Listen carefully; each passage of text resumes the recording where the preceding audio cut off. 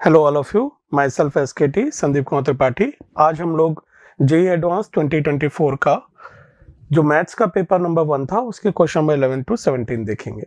अगर हम question number 11 की बात करें जो कि बोर्ड पे लिखा हुआ है आपके सामने, तो ये दिख रहा है कि ये जो क्वेश्चन है पीएनसी का क्वेश्चन है और इसको हम लोग इजी ग्रेड कर सकते हैं कि इजी क्वेश्चन है हमारा।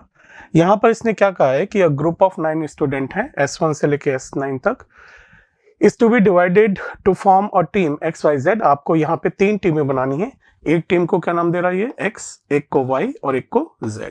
ठीक है, साइज 2, 3 and 4 रेस्पेक्टिवली। इसमें बोल रहा है इसमें 2 लोग होने चाहिए, इसमें 3 होने चाहिए और इसमें 4 होने चाहिए। तो ग्रुपिंग का सिंपल सा क्वेश्चन है, लेकिन थोड़ा सा इसने ट्विस्ट डाल दिया कि suppose that S1 can not be selected in team X। ये बोल रहा है इसमें S1 नहीं होना चाहिए, S1 इसमें नहीं होना चाहिए। एंड इसने एक और ट्विस्ट डाला हुआ है कि S2 can not be in team Y। S2 जो है वो इसमें नहीं होना चाहिए। तो आपको ये ग्रुपिंग करनी है, लेकिन इसका ध्यान रखते हुए करना है। तो इसमें हम क्या करेंगे, पहले टोटल निकाल लेंगे ग्रुपिंग का, और फिर उसमें से जब S1 and S2 in group में है वो वाले केसेस क्या करेंगे, घटा देंगे। ठीक है, तो हमने कहा चलो टोटल निकाला जाए। तो टोटल जो हमारे पास आंसर आएगा दैट विल बी, टोटल 9 लोग थे, उनके 2, 3 और 4 के ग्रुप बनाने। तो क्या लिखेंगे यहाँ पर हम 9 फैक्टोरियल अपॉन नीचे क्या आएगा 2 फैक्टोरियल, 3 फैक्टोरियल, 4 फैक्टोरियल। अब इसमें से हम ये वाले केसेस घटाएंगे कि पहले हम क्या करते हैं, हम वो वाले केसेस निकाल लेते हैं जिसमें S1 है। ठीक है, S1 जो है वो किसके अंदर है, X के अंदर है। तो S1 अगर X के अंदर है तो हम ही बोलेंगे कि आपके पास, अब जैसे मान लीजिए आपने ले लिया केस X, Y, Z, आपने बोला इसके अंदर S1 होना चाहिए, S1 होना चाहिए। तो एक एलिमेंट तो पहले ही आपके पास आ चुका है। यहां पर और कितने एलिमेंट लेने हैं, 1, यहां पर कितने लेने हैं, 3, और यहां पे कितने लेने हैं, 4, क्योंकि S1 तो फिक्स कर दिया मैंने कि यहीं पे आएगा। ठीक है, तो आपके पास ये बचे। अब यहां पे देखिए टोटल नंबर ऑफ जो एलिमेंट आ रहे हैं आपके पास वो कितने आ रहे हैं, 8 आ रहे हैं। तो इसकी अगर आप ग्रुपिंग करेंगे तो इसकी ग्रुपिंग करने का तरीका क्या हो जाएगा, 8 factorial upon 1 factorial, 3 factorial, 4 factorial. ये वो केस है जिसमें X के अंदर S1 आ रहा है। सिमिलरली अपन ये वाला केस निकालें जिसमें Y के अंदर S2 आ रहा है। तो अगर S2 Y के अंदर आ गया तो अब यहां पर कितने और एलिमेंट चाहिए, 2 चाहिए, क्योंकि 3 टोटल चाहिए। S2 तो आ ही चुका है तो 2 और चाहिए। तो इसको लिखने का तरीका आपके पास क्या हो जाएगा, 8 फैक्टोरियल अपॉन 2 फैक्टोरियल, 2 फैक्टोरियल, क्योंकि 2 बार आया है तो divide by 2 factorial into 4 factorial. ठीक है, ये वो केस ले लिया मैंने जिसमें S2 की हम गारंटी ले रहे हैं कि वो Y के अंदर है। ये वो हमने केस ले लिया जिसमें हमने गारंटी ली है कि S1 जो है हमारा वो X के अंदर है। अब ऐसा करें कि S1 S2 दोनों हैं, वो वाला केस भी निकाल लें। तो तीसरा केस जो है जब दोनों होंगे वो अपन ऐसे कह सकते हैं कि भाई S1 भी है S2 भी है, तो अब X में 1 एलिमेंट और चाहिए और Y में 2 एलिमेंट और चाहिए। तो लिखने का तरीका क्या हो जाएगा, देखिए 2 एलिमेंट हम पहले ही ले चुके हैं और टोटल 9 थे, तो बचे कितने, 7। उसको लेने का तरीका हो जाएगा 7 फैक्टोरियल अपॉन नीचे आ जाएगा 1 फैक्टोरियल, 2 फैक्टोरियल एंड 4 फैक्टोरियल। अब हम क्या करेंगे कि हम टोटल में से ये केसेस घटा देंगे। ये तो total minus this plus this minus this. क्या किया हमने इसमें क्या कहा कि यार S1 जो है वो X में आ जाए, लेकिन इस केस में S2 भी तो S में आ सकता था, Y में आ सकता था, सॉरी। सिमिलरली इस केस में हमने क्या बोला कि S2 जो है Y में आ जाए। तो हमसे एक गलती ये हो सकती थी कि इसके अंदर S1 आ जाए, वो केस भी आ गया। तो जब हमने इन दोनों को ऐड किया तो S1 S2 दोनों में X एंड Y में आ रहे हैं, ये केस 2 बार रिपीट हो जाएगा। तो वो केस हमने फिर यहां पर इसे घटा दिया। तो टोटल में से जब हम ये घटाएंगे तो हमारे पास इसको जब कैलकुलेट करेंगे तो आंसर आ जाता है 665। ठीक है, तो हमारे पास ये एक ग्रुपिंग का क्वेश्चन इस साल आया था। क्वेश्चन नंबर 12, ये वेक्टर का क्वेश्चन है। अगेन इसको देखा जाए तो ये सिंपल क्वेश्चन है, थोड़ा सा हल्का सा कैलकुलेशन है, वो भी टफ कैलकुलेशन नहीं है। यहां पर ये कह रहा है कि आपके पास OP, OQ and OR 3 vector दे रखे हैं, और अगर आप ये देखिए क्या लिखा है, OP क्रॉस OQ.OR 0 है, मतलब box of OP OQ OR 0 है, box of OP vector OQ vector OQ vector and OR vector, ये आपको 0 दे रखा है। The point alpha beta gamma alpha beta in 2 lie on this plane, ये जो पॉइंट है ये इस प्लेन को सेटिस्फाई कर रहा है, तो अपन बोल सकते हैं 3 alpha plus 3 beta minus 2 plus L, that value should be equal to 0। ये हमें एक वैल्यू दे रखी है कि भाई ये इसको सेटिस्फाई कर रहा है, तो हमने इसके अंदर डाल दिया, हमारे पास ये कंडीशन आ गई। अब ये बोल रहा है कि find the value of L, L की वैल्यू बताओ क्या है। तो ये समझ में आ रहा है कि यार यहां से अल्फा बीटा में अपने पास कोई रिलेशन आएगा, वो रिलेशन यहां यूज हो जाएगा और वहां से हमारे पास एल की वैल्यू आ जाएगी। तो सिंपल सा क्वेश्चन था। तो बॉक्स निकाला जाए तो बॉक्स हमारे पास क्या आ जाएगा, कोएफिशिएंट कलेक्ट करिए, alpha minus 1/2 alpha minus 1 by alpha 1 1, अगले वाले में क्या आएगा 1, beta minus 1 by beta 1, and तीसरे वाले में क्या आ जाएगा 1 1 1/2, that should be equal to 0। इसको थोड़ा कैलकुलेट किया जाए तो हमारे पास क्या लिखा हुआ है,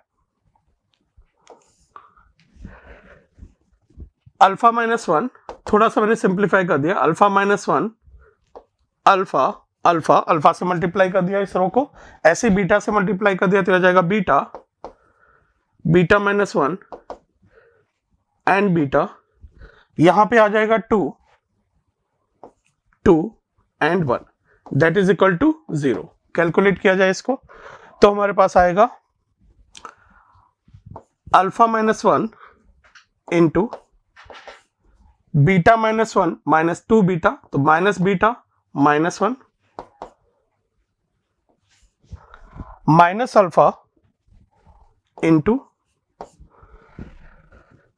minus alpha into beta minus 2 beta, तो यह जाएगा माइनस बीटा, यहां से आ जाएगा plus alpha into 2 beta minus beta minus 2 2 beta minus beta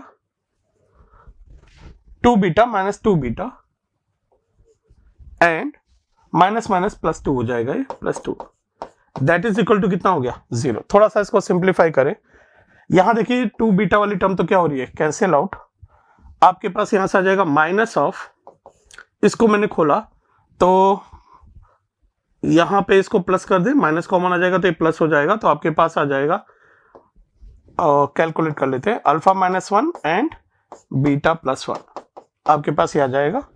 तो यहां से आपके पास वैल्यू आ जाएगी alpha beta plus alpha minus beta plus 1, plus 1 नहीं आएगा, ये माइनस 1 आ जाएगा। इसको भी उड़ा देते हैं, ये कैलकुलेशन के लिए यूज किया था हमने, तो आ गया माइनस 1, ओके, ये आ गया प्लस अल्फा बीटा एंड यहां पर हमारे पास आ जाएगा plus 2 alpha, that is equal to 0। ये अल्फा बीटा से अल्फा बीटा क्या हो जाएगा, cancel out, minus alpha plus 2 alpha alpha plus beta and plus 1, तो यहां से आ जाएगा दैट इज इक्वल टू 0, तो ये वैल्यू आएगी माइनस 1। तो हमने देखा कि अल्फा प्लस बीटा की वैल्यू जो है वो माइनस 1 आ गई हमारे पास, यहां से इसकी वैल्यू मैंने माइनस 1 डाल दी, तो हमें दिख रहा है कि एल की जो वैल्यू आ रही है that will be equal to 5, तो हमारा आंसर कितना आ जाएगा 5 आ जाएगा। ठीक है, तो सिंपल क्वेश्चन था। अगला क्वेश्चन प्रोबेबिलिटी का है और इसमें थोड़ा सा स्टैट्स को इसने मिक्स कर दिया है। स्टैट्स पिछले साल से अपने सिलेबस में आया था, तो प्रोबेबिलिटी और स्टैट्स मिला के क्वेश्चन दिया है। ठीक है, ये क्वेश्चन मतलब थोड़ा सा अलग सा दे रखा है, ये बच्चों को कंफ्यूज करने के लिए फिक्स स्ट्रेट लाइन वगैरह दे दी, अदरवाइज क्वेश्चन सिंपल है, लेकिन कई बच्चे ये फिक्स स्ट्रेट लाइन वगैरह देख के और ये जो इक्वेशंस लिखी है ये देख के घबरा सकते हैं, इस वजह से उनको टफ लग सकता है। अदरवाइज इतना टफ क्वेश्चन नहीं है, थोड़ा सा कैलकुलेशन तो होगी क्योंकि इसमें स्टैट्स मिल गए, स्टैट्स में थोड़ी सी भाई मीन भी निकाल रहा है, वेरियंस भी निकाल रहा है, तो कैलकुलेशन तो होती है इसमें।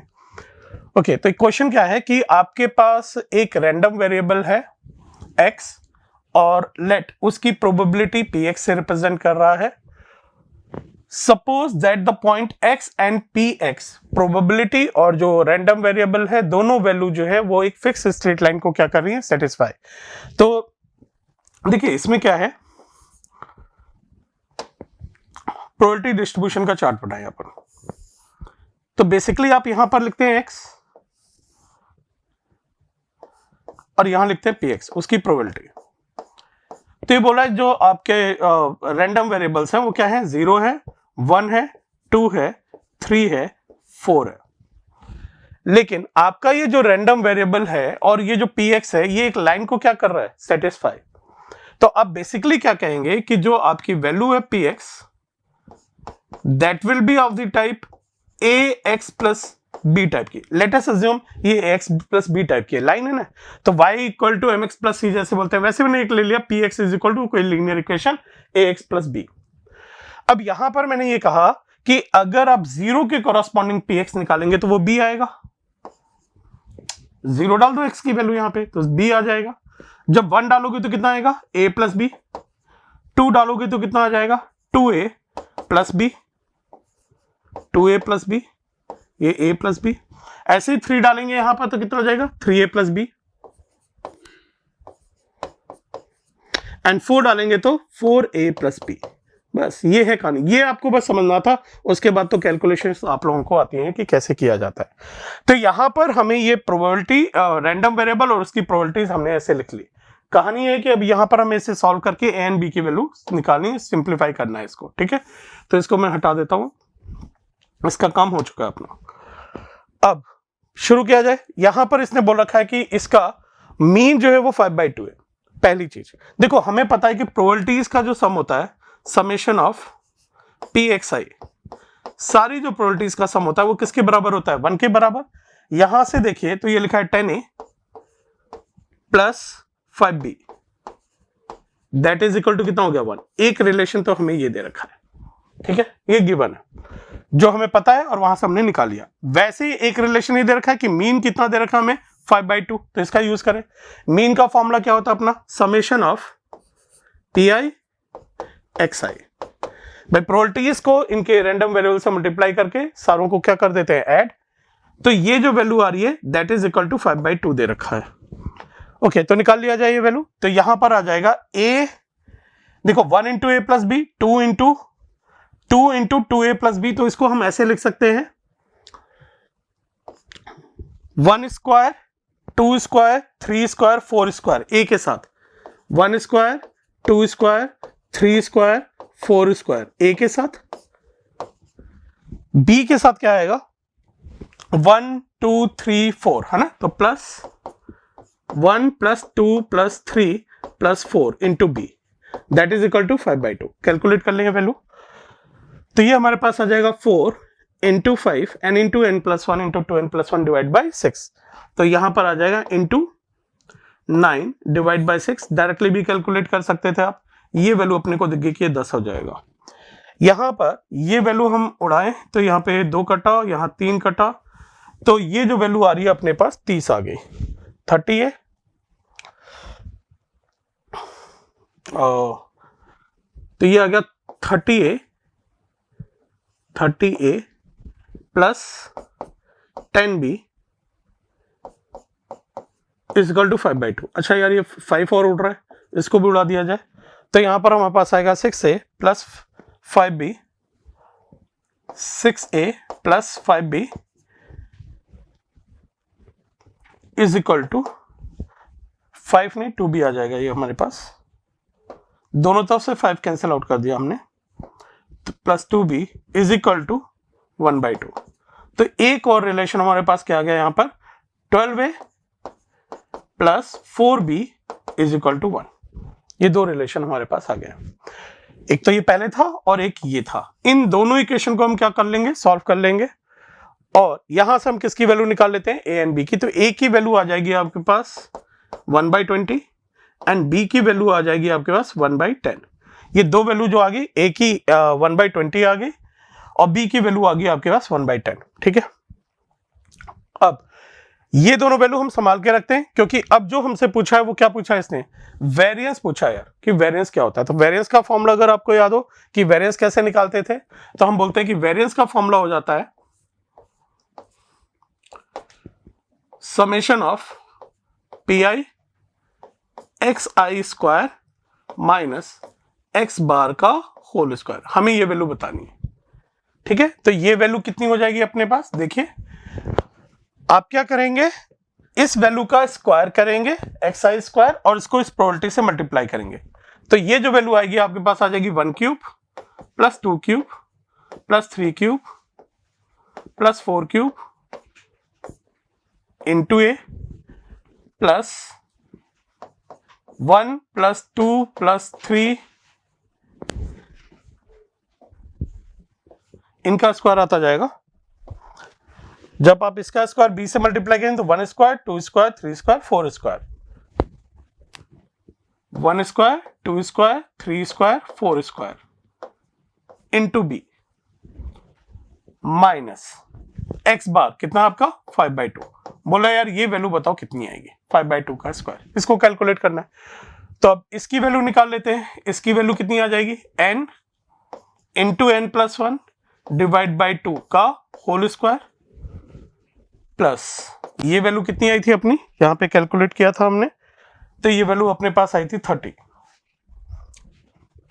प्लस 30 भी यहां पर a था माइनस 25/4, ये आ गई अपने पास वैल्यू। तो ये वैल्यू कितनी आ रही है, यहां पे 100a, 100a का मतलब कितना हो गया 5, 30b का मतलब कितना हो गया, b की वैल्यू कितनी थी 1/2, तो ये आ गया 3 माइनस 25/4, तो ये 8, 32 माइनस 25 7/4 आ जाएगी ये वैल्यू हमारे पास। 7/4 आ गया, तो हमारा वेरिएंस जो आ गया वो 7/4 आ गया। उसके बाद इसने बोला यार 24 अल्फा की वैल्यू बताओ, इसी को अल्फा बोला है, वेरिएंस को इसने क्या बोला है अल्फा। तो अपने को किसकी वैल्यू निकालनी है 24 अल्फा, तो 24 alpha equal to 24 into 24 into 7/4, तो आपके पास ये वैल्यू कितनी आएगी 42, ठीक है। तो थोड़ा सा कैलकुलेटिव था, वेरिएंस निकालना था और आपको सारी वैल्यूज निकालनी थी यहाँ पे, है ना। तो इसमें थोड़ा सा टाइम लग रहा है, अदरवाइज थोड़ा सा इक्वेशन में फंसाने की उसने कोशिश की है, अदरवाइज क्वेश्चन सिंपल ही है, या मॉडरेट कह लीजिए इसको। ओके, नेक्स्ट क्वेश्चन पे आए।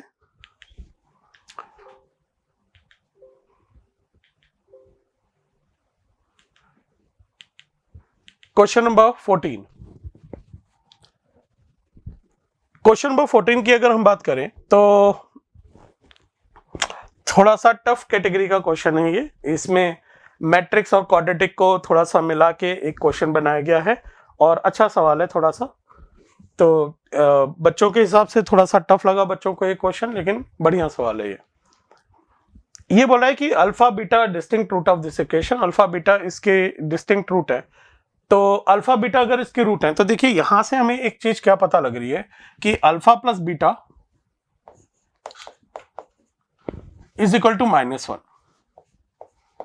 तो यहां से हमें ये वैल्यू पता चल गई कि यार अल्फा प्लस बीटा प्लस 1 की वैल्यू 0 है, ये पता है हमें।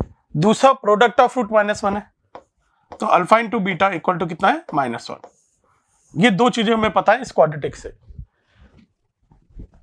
अब बोल रहा है टी कोई सेट कंसीडर करिए, उसके जो एलिमेंट है वो है 1, alpha, beta for any 3x3 matrix. उसने एक मैट्रिक्स डिफाइन किया है AIJ 3x3 मैट्रिक्स है। वहां पर उसने फिर डिफाइन किया कि RI जो है that is equal to AI plus 1 plus AI2 plus AI3, ऐसे करके दे रखा है। इसके कहने का मतलब यह है कि फर्स्ट रो में R1 अगर मैं लिख रहा हूं, R1 का मतलब हुआ कि आपका जो फर्स्ट रो के जो एलिमेंट है उनको ऐड कर दो, तो A11, A12, A13 वो ऐड कर दीजिए। अगर मैं R2 की बात करूंगा तो आप सेकंड रो के एलिमेंट को ऐड करेंगे, तो वो क्या आएगा A21, A22 एंड A23, इस तरह से आता चला जाएगा। सिमिलरली CJ उसने क्या डिफाइन किया है कि कॉलम के एलिमेंट को ऐड कर दिया, jth कॉलम के एलिमेंट को ऐड कर दिया, जब 1 डालेंगे तो फर्स्ट कॉलम के एलिमेंट को ऐड कर दिया, 2 डालेंगे तो सेकंड कॉलम के एलिमेंट को ऐड कर दिया। तो ये आई एंड जे में एक कहानी दे दी कि यार रो एंड कॉलम के एलिमेंट को ऐड करके आर आई आर जे की वैल्यू निकालनी होगी अपने को। अब उससे रिलेटेड क्या क्वेश्चन दे रहा है, द नंबर ऑफ मैट्रिक्स, कितने ऐसे मैट्रिक्स होंगे जिनकी विथ ऑल एंट्रीज टी, जो एंट्रीज हम लेंगे वो टी से लेंगे, मतलब जो हमारे एलिमेंट होंगे वो 1 अल्फा बीटा में से ही लेने हैं, such that R I equal to C J is equal to 0, मतलब रो के जो भी एलिमेंट हैं और कॉलम के जो भी एलिमेंट है उनका सम 0 आना चाहिए। तो बेसिकली ये है कि अपने को 3 बाई 3 का मैट्रिक्स बनाना है जिसके रो के एंड कॉलम के एलिमेंट जो हैं उनका सम कितना आना चाहिए, 0 आना चाहिए। ठीक है, तो बनाते हैं। तो यहां पे क्या करें कि मान लीजिए मैंने पहली रो की बात की कि इसका एलिमेंट ले लिया 1, इसको ले लिया अल्फा, इसको ले लिया बीटा। ठीक है, ये पहले कॉलम के एलिमेंट मैंने ले लिए 1 अल्फा बीटा। अब यहां पर 1 लिया है तो अब यहां 1 ना लें, क्योंकि देखो किसी भी रो और किसी भी कॉलम में मेरे को ये चाहिए, क्योंकि सम मेरे को कितना चाहिए, 0। सम 0 तब होगा जब 1 प्लस अल्फा प्लस बीटा 0 के बराबर दे रखा है हमें। तो हम ये कह सकते हैं कि जिस भी रो की हम बात करेंगे उस रो में हमें 1 भी चाहिए, अल्फा भी चाहिए, बीटा भी चाहिए। सिमिलरली हमें कॉलम में भी 1 भी चाहिए, अल्फा भी चाहिए, बीटा भी चाहिए। तो जैसे मैंने यहां क्या अज्यूम कर लिया कि पहले कॉलम में मान लो 1 अल्फा बीटा है। अब इस रो की बात करें, अगले वाले एलिमेंट की बात करें 1 के बगल वाली, तो सर यहां तो 1 नहीं आ सकता अब, क्योंकि इसमें 1 आ गया तो अब यहां अल्फा बीटा चाहिए। ठीक है, तो आप क्या करेंगे, इसमें अगर 1 डाल दिया तो आप यहां क्या करिए, इस वाले एलिमेंट को आप मान लीजिए अल्फा है, क्योंकि यहां अल्फा है, तो अब यहां पर या तो बीटा आएगा या 1 आएगा। यहां 1 नहीं आ सकता क्योंकि यहां फिर बीटा आ जाएगा, तो वो पॉसिबल नहीं है, 2 बीटा नहीं हो सकते एक रो में। तो आप बोलिए अगर यहां अल्फा है तो यहां क्या हो गया, बीटा, और यहां क्या हो गया, 1। ठीक है, बस अभी मैं इसकी बात कर रहा हूं, तीसरे की बात अभी थोड़ी देर में करते हैं। यहां पर सिमिलरली मैंने बोला यहां 1 है, यहां अल्फा है, यहां बीटा है, तो सर दूसरी पॉसिबिलिटी ये भी हो सकती थी कि सर यहां बीटा आ जाए और यहां 1 आ जाए और यहां अल्फा आ जाए। ठीक है, क्योंकि अगर आपने यहां अल्फा डाला, वैसे मैंने सोचा कि चलो यहां बीटा डाल के क्या आ रहा है वो देखें। तो अगर यहां बीटा डाला है तो यहां अब अल्फा नहीं आ सकता, अल्फा को फिर नीचे आना पड़ेगा और 1 का यहां आना पड़ेगा। ठीक है, अच्छा अब मैं तीसरी वाली कॉलम में जाता हूं। तीसरे कॉलम में अब देखो डालने का तरीका अपने पास एक ही है। क्यों, अगर यहां 1 आ गया है, इस पोजीशन पे अपने पास 1 आ गया है, अगर इस पोजीशन पे 1 आ गया है तो अगली पोजीशन पे अपने पास बीटा को ही आना पड़ेगा, क्योंकि इस रो के एलिमेंट का सम 0 होना चाहिए। सिमिलरली अगर सर अल्फा बीटा यहां आ गया है तो यहां 1 आएगा, और यहां बीटा 1 आ गया तो यहां क्या आएगा, अल्फा आएगा। अब आप देखेंगे कि किसी भी रो और किसी भी कॉलम की बात करेंगे तो सम क्या आएगा, 0। तो मैंने ये नोटिस किया कि ये जो थर्ड कॉलम है ना, जैसे इसमें भी क्या आएगा, 1 बीटा अल्फा, अल्फा 1 बीटा, और यहां पर क्या आएगा, बीटा अल्फा 1। तो तीसरी जो कॉलम है ना, उसको रखने का हमारे पास एक ही तरीका है। अब पहली जो कॉलम है, पहले कॉलम के जो एलिमेंट हैं उनको मैं 1 अल्फा बीटा या बीटा अल्फा 1 इनको आपस में अरेंज भी कर सकता हूं। तो इस पोजीशन पे अरेंज करने के कितने तरीके मेरे पास, 3 फैक्टोरियल। कॉरस्पॉन्डिंग मैंने देखा कि इसको अरेंज करने के अगर मेरे पास 3 फैक्टोरियल तरीके थे, तो बगल वाले को अरेंज करने के मेरे पास 2 ही तरीके दिख रहे हैं। अगर अल्फा बीटा बन रहा है तो दूसरा यहां पर हमारे पास बीटा अल्फा, इस तरह से पोजीशन बन रही। तो हर इस पोजीशन के कॉरस्पॉन्डिंग यहां पर अरेंज करने के कितने तरीके होंगे, 2 होंगे। इस वाली पोजीशन को अरेंज करने के मात्र 2 तरीके होंगे, एंड इसके अरेंज करने का कितना तरीका है, 1, क्योंकि यहां तो ऑब्वियसली अब जो बचा है वही रखना है आपको। तो आपके पास यहां पर ये टोटल कितने एलिमेंट आ जाएंगे, 12। तो ऐसे जो मैट्रिक्स होंगे ये हमारे पास 12 आएंगे। ठीक है, फिर बोला है नंबर ऑफ सिमेट्रिक मैट्रिक्स, इसमें कितने होंगे, ऐसे कितने मैट्रिक्स होंगे जिनका कॉलम के एलिमेंट का सम क्या होना चाहिए, 0। सिमेट्रिक मैट्रिक्स होने चाहिए और कॉलम के एलिमेंट का सम कितना होना चाहिए, 0, मतलब ये 0 होने चाहिए। अगर आप देखो तो ये वाले जितने भी हैं, ऐसे वाले जितने भी बनेंगे सिमेट्रिक बन रहे हैं, तो इनका जो सम आ रहा है वो 0 भी आ रहा है और ये हमारे सिमेट्रिक भी हैं। तो हमने बोला था ये वाले केसेस कितने थे, 6, और ये भी कितने थे, 6। तो ऐसे जो 6 केसेस हैं ये सारे के सारे कैसे हैं, सिमेट्रिक हैं। तो ये वाले जो आंसर आएंगे अपने पास, इसके आंसर कितने हो जाएंगे, 6। अगले वाले ऑप्शन में, अगला वाला ऑप्शन जो है इसमें कह रहा है कि आपके पास M जो है वो एक स्क्यू सिमेट्रिक मैट्रिक्स है, कोई स्क्यू सिमेट्रिक मैट्रिक्स लेना है और यहां पर ये ध्यान रखना है कि ए आई जे का एलिमेंट टी होगा जब आई इज ग्रेटर देन जे है। तो स्क्यू सिमेट्रिक मैट्रिक्स की बात करें एम, तो वो आप क्या लेंगे 0 0 0। अच्छा यहां पर आपको टी के एलिमेंट लेने जब आई इज ग्रेटर देन जे है, तो मान लीजिए यहां आपने कुछ भी ले लिया, 1 ले लिया, यहां अल्फा ले लिया और यहां क्या ले लिया अल्फा। सर मैं बीटा ले सकता था, बिल्कुल आप बीटा भी ले सकते थे। अब इसके कॉरस्पॉन्डिंग यहां पर क्या आएगा -1, यहां पर क्या आएगा माइनस अल्फा और यहां भी क्या आएगा माइनस अल्फा। ये आपके पास एक स्क्यू सिमेट्रिक मैट्रिक्स है। ये बोला है कि जब आपने स्क्यू सिमेट्रिक मैट्रिक्स एम को एक्स वाई जेड से मल्टीप्लाई किया तो आपके पास ये एक इक्वेशन बनी। तो बेसिकली क्या है, जब आप एम को एक्स वाई जेड से मल्टीप्लाई करेंगे तो आपके पास 3 प्लेन आएंगे, है ना। वो जो 3 प्लेन आ रहे हैं उनका यार देखो, अगर ये स्क्यू सिमेट्रिक मैट्रिक्स है तो इसके डिटरमिनेंट की वैल्यू तो 0 आएगी। तो अगर इसका डिटरमिनेंट 0 आ गया तो फिर यहां पर सब 3 प्लेन की बात कर रहे हैं और उसका डिटरमिनेंट 0 आ चुका है जो हम क्रेमर्स रूल में पढ़ते हैं, तो फिर यहां पे हमारे पास क्या पॉसिबिलिटी बनती है कि सर या तो नो सॉल्यूशन होगा या इनफाइनाइट सॉल्यूशन होगा।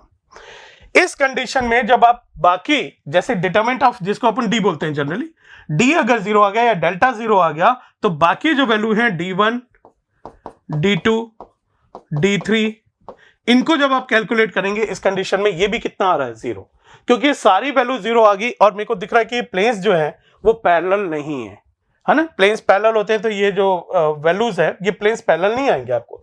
तो प्लेन्स पैरेलल नहीं है तो इस केस में सिर्फ अपने पास क्या पॉसिबिलिटी मिलेगी कि इसके इनफाइनाइट सॉल्यूशन है। तो यहां पर जो नंबर ऑफ सॉल्यूशन आएंगे वो आ जाएंगे इनफाइनाइट। तीसरे वाले में क्या कह रहा है, तीसरे वाले में बोल रहा है लेट एम, आपके पास ये मैट्रिक्स है with entries R I equal to 0 such that R I equal to 0, मतलब जो रोज के एलिमेंट है वो सारे क्या होने चाहिए 0, then the absolute value of the determinant is what. तो बोला डिटरमिनेंट की एब्सोल्यूट वैल्यू मतलब उसकी जो मॉड की वैल्यू है वो कितनी आएगी। तो यार रो के एलिमेंट जो 0 है, जैसे मान लो आपने ये वाला लिया था, इसमें रो के एलिमेंट भी अपने कितने आ रहे थे 0, बोला इसकी डिटरमिनेंट की वैल्यू कैलकुलेट करिए कितनी आएगी। तो इसको खोल दिया जाए और इसकी डिटरमिनेंट की वैल्यू निकाल लिया जाए। तो इस इक्वेशन का मैंने डिटरमिनेंट निकाला, डिटरमिनेंट ऑफ एम यहां से, तो हमारे पास क्या आ जाएगा alpha beta -1 minus alpha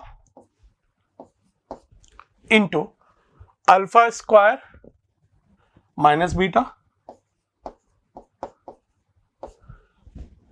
plus beta into alpha minus beta square. आपके पास ये आ गया। यहां से क्या वैल्यू आ रही है, अल्फा बीटा अपने पास कितनी बार आ रहा है 3 बार, थ्राइस ऑफ अल्फा बीटा। फिर आ रहा है आपके पास देखिए minus alpha cube minus beta cube,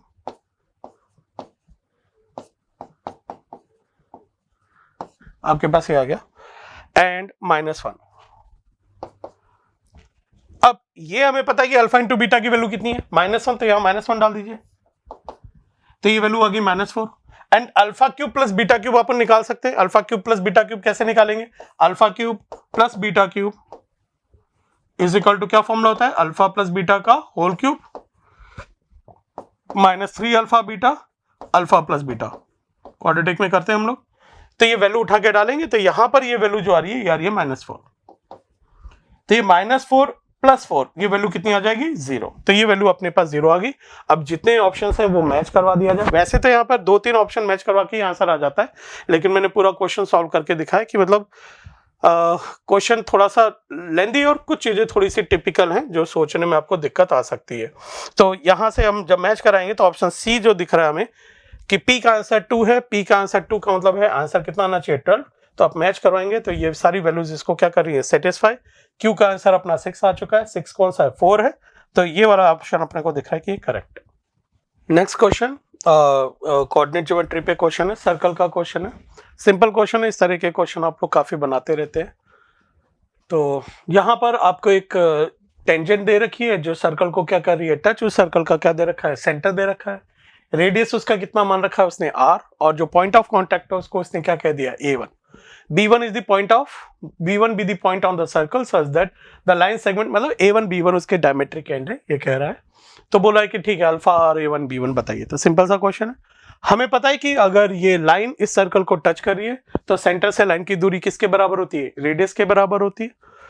वो यूज करके देखें क्या अपने पास रिलेशन आ रहा है, फिर वहां से हम कोशिश करेंगे। एक और रिलेशन हमें दे रखा है alpha plus R equal to 5√5, यहां से हम वैल्यू निकालने की कोशिश करेंगे और फिर A1 B1 वगैरह सब आ जाएंगे हमारे पास। तो यूज किया जाए तो फिगर में हमें कह रहा है कि यार ये लाइन है, मैं एग्जैक्ट फिगर नहीं बना रहा हूं, ये सर्कल है आपका और ये लाइन है। अब ये लाइन का सेंटर, इसका जो सेंटर दे रखा है वो दे रखा है 0, अल्फा। बेसिकली देखो तो ये आपके y एक्सेस के ऊपर लाई कर रहा है एंड ये लाइन कितनी दे रखी है, y इक्वल टू 2x।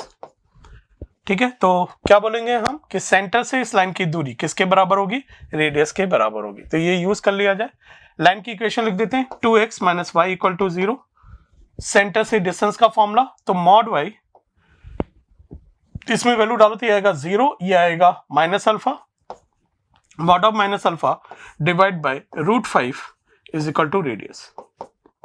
आपके पास ये आ गया। तो यहां से हमें दिख रहा है, इसने बोल दिया था कि अल्फा जो है वो कैसी क्वांटिटी है, पॉजिटिव है, तो आर की जो वैल्यू आ गई वो अल्फा बाय √5 आ गई। आर की वैल्यू अल्फा बाय √5 आ गई, मतलब अल्फा की वैल्यू कितनी आ गई, √5r। ये वैल्यू हम यहां पे डाल देते हैं अल्फा की, तो हमारे पास कितना आ गया,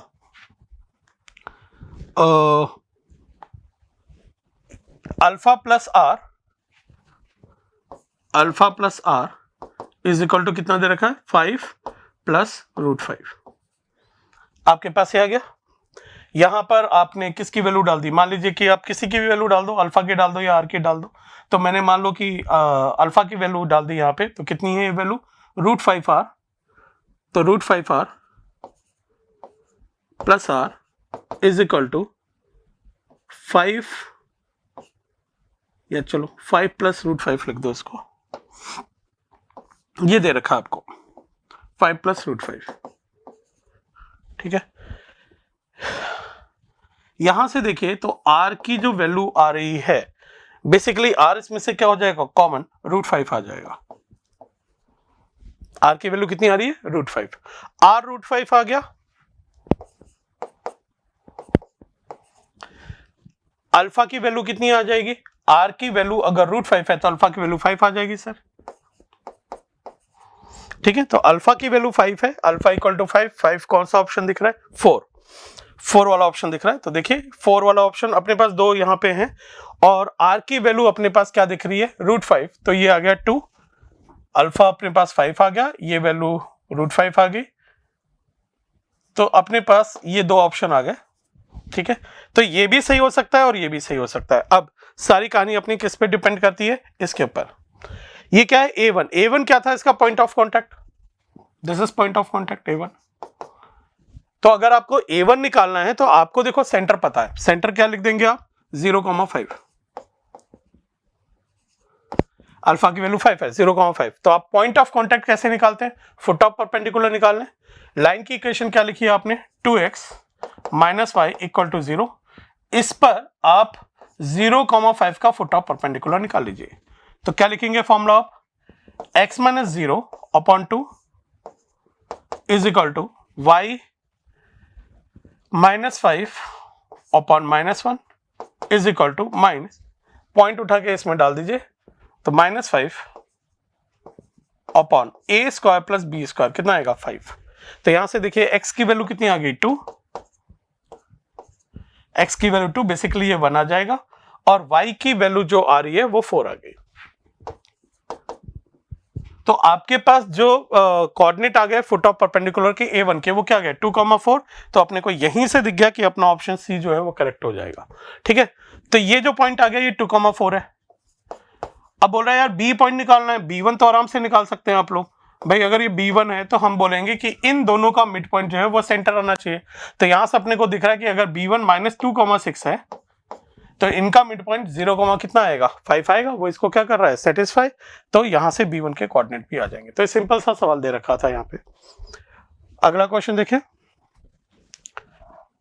अगला क्वेश्चन हमारा वेक्टर 3D का है, बेसिकली 3D का है, और थोड़ा सा इसमें वेक्टर का बस नॉर्मल वेक्टर निकालना है अपने को। ये कंपोनेंट है, सिंपल क्वेश्चन ही है। थोड़ा कैलकुलेशन ऑब्वियस है कि आपने इसको कैलकुलेटिव बनाया है, तो इसलिए हम थोड़ा सा इसको मॉडरेट कैटेगरी में डाल सकते हैं क्वेश्चन को, अदरवाइज इसमें ज्यादा अपने को काम नहीं करना है। यहाँ पे देखिए क्या कह रहा है कि आपके पास ये लाइन दे रखी है, दो लाइन L1 और L2, और बोल रहा है कि ये दोनों कहीं इंटरसेक्ट कर रही हैं, तो ऑब्वियस है ये दो लाइन इंटरसेक्ट कर रही हैं तो ये कोप्लेनर होंगी। इस कोप्लेनिटी का हम क्या फायदा उठाएंगे कि हमारे पास ये इसका जो पैरेलल वेक्टर है, इसका जो पैरेलल वेक्टर है, और यहाँ इन दोनों पॉइंट से जो पैरेलल वेक्टर आएगा, इन दोनों का बॉक्स क्या होगा, 0 होगा, तो वहां से हमें गामा की वैल्यू मिल जाएगी। हमें समझ में आ रहा है। फिर O पॉइंट दे रखा है, नॉर्मल वेक्टर निकालना है किसका, plane containing both the line L1 L2। L1 अपने को पता है, L2 पता है, इसका पैरेलल वेक्टर पता है, यहां से कौन सा वेक्टर निकालेंगे, नॉर्मल वेक्टर निकाल लेंगे। तो मतलब पूरी कहानी अपने को दिख रही है कि हाँ करने में अपने को कहीं दिक्कत नहीं आएगी। तो पहले इसका यूज किया जाए कि इनका जो बॉक्स आएगा वो 0 होगा। किसका किसका बॉक्स, इसका पैरेलल वेक्टर, इसका पैरेलल वेक्टर, और यहां से जो हमें पॉइंट मिल रहे हैं उन दोनों का डिफरेंस है ना, तो उसका बॉक्स 0 किया जाए तो हम ये लिख सकते हैं 16 - 11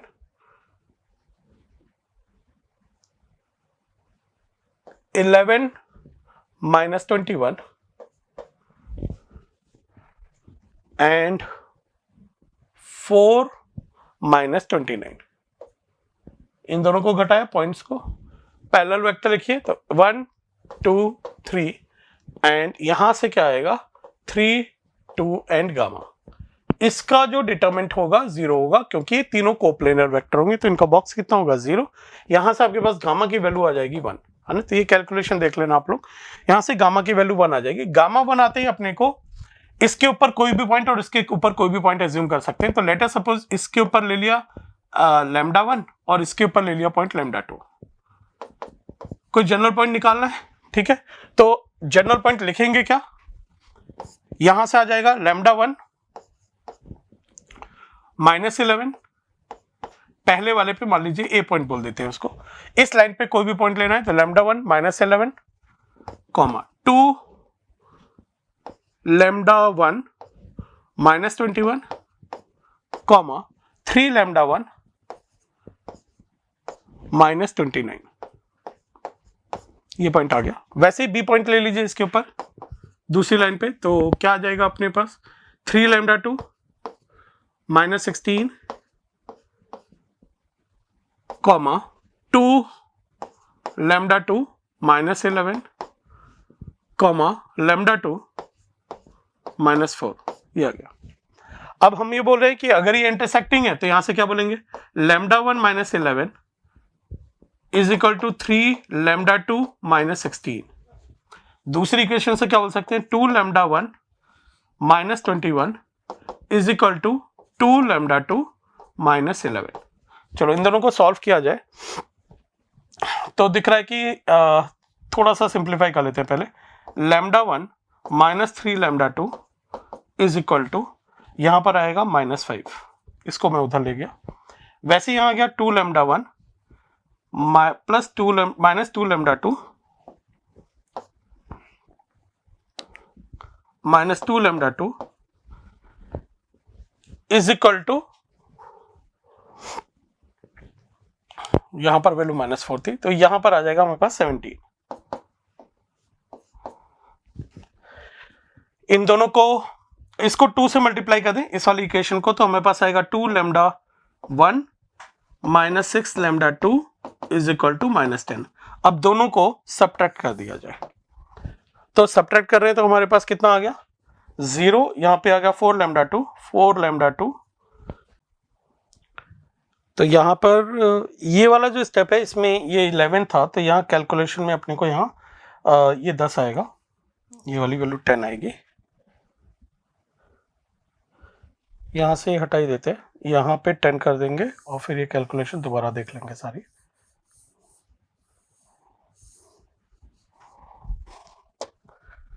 तो ये वैल्यू आ गई 10। तो आपके पास बेसिकली यहां से क्या इक्वेशन आ गई, λ1 - λ2 = 5।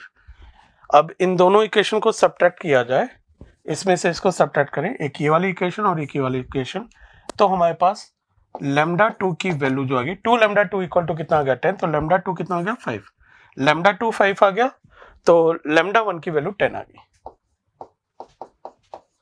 तो पॉइंट ऑफ इंटरसेक्शन निकालना है, तो लैम्डा 1 की वैल्यू यहाँ 10 डाल दीजिए और पॉइंट ऑफ इंटरसेक्शन निकाल लीजिए। तो यहाँ पे 10 डालने पे अपने पास जो ए के कोऑर्डिनेट आ रहे हैं वो क्या आ रहे हैं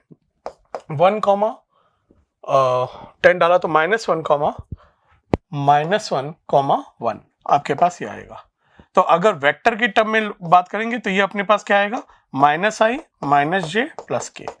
तो this is the point which will be the point of intersection of these two line। ये दोनों लाइन का क्या आ जाएगा point of intersection.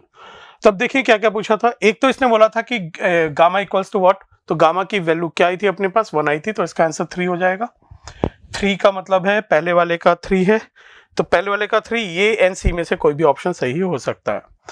Possible values of choice of N, N क्या है वो बाद में देख लेंगे। ओ आर क्या था हमारा, ये वेक्टर था जिसके बारे में बात कर रहा है, तो इसके कॉरस्पॉन्डिंग आंसर आ रहा है 1 आ रहा है, इन दोनों में 1 दे रखा है।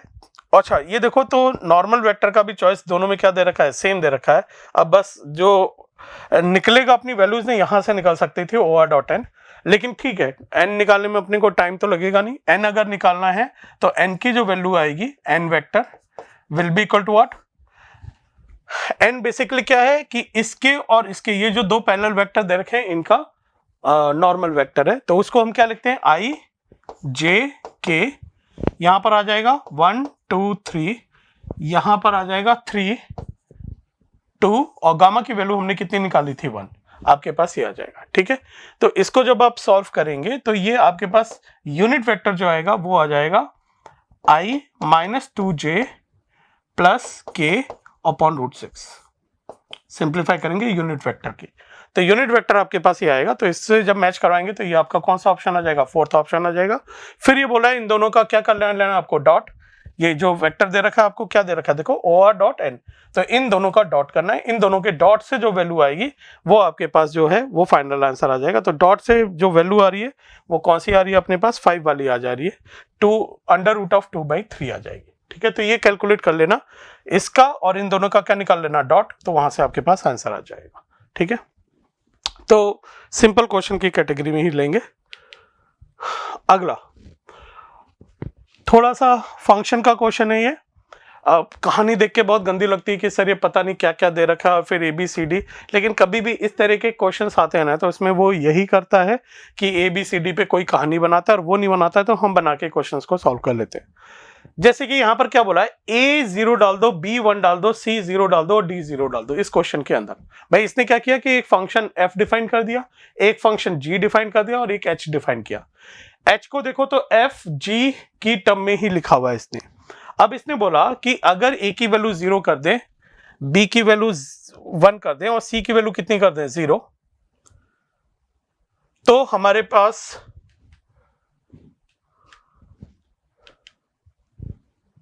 ये क्वेश्चन कर लिया हमने, तो ये वाला था अपना। हाँ, ऐसा लगा कि शायद कुछ मिस हो गया है। तो A की वैल्यू हमने 0 कर दी, B की वैल्यू 1, C की वैल्यू 0 एंड D की वैल्यू 0। तो A की वैल्यू 0 कर दिया तो ये तो 0 हो गया। अब B की वैल्यू देखो क्या आ गई, B की वैल्यू 1 डाला तो सिर्फ हमारा ये फंक्शन बचेगा। C 0 कर दिया आपने और D 0 कर दिया तो ये पूरा गायब हो जाएगा, सिर्फ आपके पास ये बचेगा। तो इस केस में HX की जो वैल्यू आएगी, HX that will be equal to GX plus G of 1/2 - x। अच्छा ये बस क्वेश्चन थोड़ा सा ऐसा दे दिया 1/2 - x, जो थोड़ा सा बच्चों को लगा रहे सर ये क्या है, अदरवाइज बाकी के ऑप्शन तो और भी सिंपल है इससे। फिर भी अपन ये देखें G ऑफ 1/2 - x अगर निकालना है तो हम क्या करेंगे, GX में जहां जहां x है उसकी जगह 1/2 - x लिख दें, that will be equal to क्या आएगा आपके पास 1 - 2 इंटू 1/2 - x, ये 0। अच्छा ये डेफिनेशन कब आएगी, जब ये बोला है कि x की जगह आपने 1/2 - x लिखा है, तो 1/2 - x किसके बीच में लाई करेगा, 0 से हाफ। और ये कब है, अदरवाइज, ये अदरवाइज है। तो आप इसको जब कैलकुलेट कर रहे हैं तो यहां देखिए ये 2x आ गया और ये क्या आ गया 0। यहां से भी x का इंटरवल क्या आ गया, वही आ गया जो पहले था, 0 से हाफ, और ये अदरवाइज। तो ये कह रहा है कि यार GX में ये वैल्यू ऐड करनी है, तो GX आपका ये है, इसमें जब आप ये वैल्यू ऐड करेंगे तो देखिए क्या आ रहा है आपके पास, भाई 1 माइनस 2x में 0 से हाफ में जब 2x ऐड करेंगे तो कितना बचेगा, 1 बचेगा। और जब 0 में आप 0 ऐड करेंगे तो कितना आएगा, 0 ही आएगा। तो ये वैल्यू कब आएगी, जब x की वैल्यू किसके बीच में होगी, 0 से हाफ। और ये तब कब आएगी, अदरवाइज।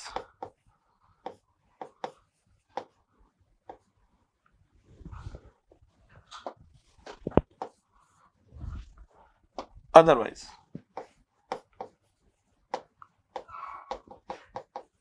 आपके पास ये वैल्यू आएगी। तो यहां पर हम देख रहे हैं कि hx के दो ही एलिमेंट आ रहे हैं, या तो 0 आ रहा है या 1 आ रहा है। तो यहां पर हम बोलेंगे कि इसका ऑप्शन 5 करेक्ट हो जाएगा, कि जो रेंज है उसमें हमारे पास सिर्फ दो एलिमेंट आएंगे, 0 एंड 1। ठीक है, अगले में देखो क्या कहा, अगले में कहा a की वैल्यू 1 कर दो। a की वैल्यू 1 कर दिया मतलब सिर्फ fx आएगा, बाकी सब 0 कर दिए। तो fx की वैल्यू ये है, ये वाली डेफिनेशन। तो hx इक्वल टू क्या आ जाएगा आपके पास, ये डेफिनेशन आएगी। अच्छा, इस डेफिनेशन को बोला है जब 0 नहीं है तो ये है। अच्छा, यहां मॉड लगा है तो अपन दो केस में पहले ही डिवाइड कर देते हैं कि 0 से बड़ा और 0 से छोटा। 0 से बड़े में हो जाएगा X square sine 1/x when x is greater than 0 and minus X square sine 1/x when x is less than 0 and this will be 0 when x equal to 0। अगर हम इस फंक्शन की बात करें तो हम देख रहे हैं कि ये जो फंक्शन है ये इवन फंक्शन है हमारा, है ना। इवन जैसा देखो क्या है, यहां पर जो वैल्यू हमारी राइट हैंड साइड में आएगी वैसी ही वैल्यू हमें लेफ्ट हैंड साइड में दिख रही है। अगर हम x की वैल्यू नेगेटिव डालेंगे तो दोनों वैल्यू हमें क्या दिख रही है, सेम दिख रही है। तो ये तो हम बोल सकते हैं कि ये फंक्शन हमारा मैनी वन आएगा। 1 तो बोलेंगे नहीं, यहां पर कैसा बोलेंगे, मैनी वन फंक्शन बोलेंगे। यहां पर ऑन टू नहीं बोल सकते। ऑन टू क्यों नहीं बोल सकते, कि ये दिख रही है कि ऑलवेज वैल्यू कैसी आने वाली है, पॉजिटिव। तो ये ना तो ऑन टू होने वाला है ना 1 होने वाला है। अब रही बात कि डिफरेंशिएबल है यानी 0 पर, तो डिफरेंशियबिलिटी लगा दें। एलएसडी अगर हम इसका निकालेंगे तो इसका एलएसडी हमारे पास क्या आएगा, फॉर्मूला लगा दो एलएसडी का, एफ डैश 0 प्लस, तो आपके पास ये वैल्यू आएगी x square sine 1/x minus 0 upon x। जब ये वैल्यू आप उड़ाएंगे यहां पर देखिए क्या आ गया, x इंटू साइन 1/x। 0 डालने पर इसकी लिमिटिंग वैल्यू कितनी आएगी, 0। सिमिलरली लेफ्ट हैंड डेरिवेटिव भी निकाल रहे हैं तो वो भी वैल्यू आपको ऐसी सिमिलरली यहां माइनस आ जाएगा बस। तो जब आप निकालेंगे वैल्यू तो फिर से ये वैल्यू कितनी आ जाएगी, 0। तो हम देख रहे हैं एलएसडी आरएसडी दोनों क्या है यहाँ पर सेम। तो यहां से हमें दिख रहा है कि ये फंक्शन हमारा डिफरेंशिएबल है। तो इस वाले का आंसर जो आएगा वो अपना 3 वाला आ जाएगा। ठीक है, तो अभी तक देखिए हमारा कौन कौन सा ऑप्शन आ गया, 5 आ गया और 3 आ गया। 5 एंड 3 किसी और में नजर आ रहे हैं क्या, नहीं आ रहे हैं। देखो तो यहीं से आंसर तो यही नजर आ गया कि यार यही वाला ऑप्शन मैच कर रहा है और कोई नहीं कर रहा है। फिर भी आगे देख लेते हैं हम लोग। आर में क्या बोल रहा है कि ए बी सब 0 है और सी 0 नहीं है। सी 0 नहीं है तो अब हमारा फंक्शन क्या बनेगा, x minus G X. X minus G X निकाल लें तो H X is equal to X minus G X. X में से हमें जी एक्स घटाना है। x में से जब gx घटाए यहां पर देखिए तो आएगा 3x माइनस 1, 3x माइनस 1, और यहां पर x में से gx घटाओगे तो सिर्फ क्या आएगा, x आएगा। ये कब होगा हमारा, जब x की वैल्यू हमारी किसके बीच में लाई करेगी, 0 से हाफ। और ये कब होगा, अदरवाइज। तो यहां पर अगर आप इसका ग्राफ प्लॉट कर रहे हैं तो आप ग्राफ में देखेंगे कि इसका ग्राफ जो आएगा कुछ ऐसा आ जाएगा यार।